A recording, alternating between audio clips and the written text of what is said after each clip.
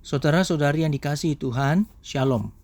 Renungan kita pada hari ini diambil dari Bilangan pasal 2 ayat 1 dan 2. Demikian bunyi firman Tuhan. Tuhan berfirman kepada Musa dan Harun, orang Israel harus berkemah masing-masing dekat panji-panjinya, menurut lambang suku-sukunya. Mereka harus berkemah di sekeliling kemah pertemuan, agak jauh daripadanya. Saudara-saudara yang dikasihi Tuhan, coba kita bayangkan sebuah bangsa yang terdiri dari lebih 600.000 prajurit, belum termasuk keluarga, berkemah di padang gurun. Bagaimana mengatur mereka? Dalam Bilangan pasal 2, Allah melakukan hal itu, bukan hanya secara logistik, tetapi juga secara teologis. Tata letak perkemahan Israel menyingkapkan siapa mereka, siapa Allah yang mereka layani, dan bagaimana mereka hidup di bawah pemerintahan Allah. Dalam ayat 1 dan 2, kita melihat pengaturan Allah bagi bangsa Israel.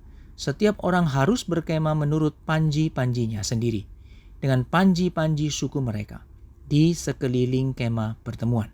Allah tidak pernah tanpa rancangan, Ia tidak menghendaki kekacauan. Ia adalah Allah yang mengatur segala sesuatu dengan teratur.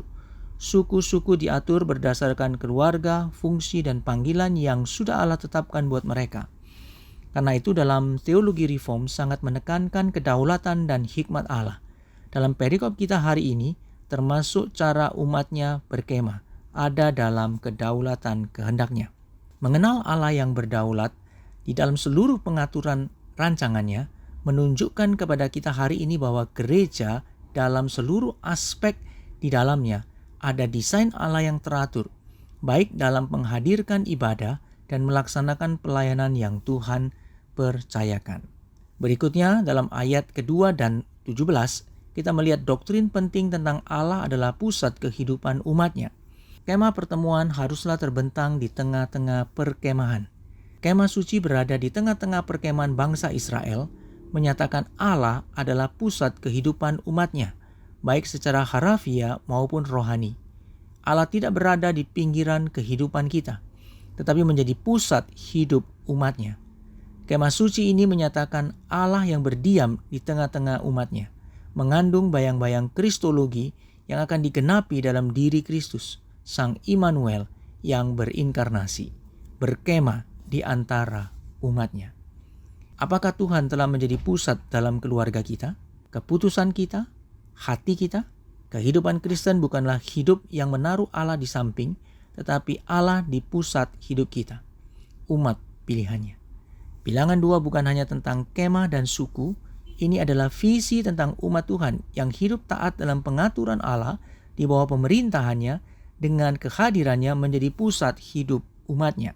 Apakah hidup kita sudah berpusat pada Kristus? Apakah kita hidup sesuai dengan perintah Tuhan? Juga bagaimana dengan gereja kita, tujuan kita? Kasih karunia Tuhan tidak hanya menyelamatkan kita. Dalam anugerahnya, Tuhan menempatkan kita, mengatur kita, dan memusatkan hidup kita kepadanya. Kiranya Tuhan menolong kita semua. Mari kita berdoa.